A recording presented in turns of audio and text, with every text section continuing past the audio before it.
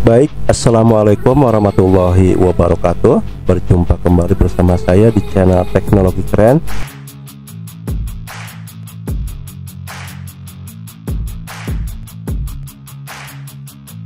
Oke guys, pada kesempatan kali ini saya akan berbagi tutorial ke kalian, yaitu cara mengubah koma menjadi titik pada angka ya guys, di Microsoft Excel.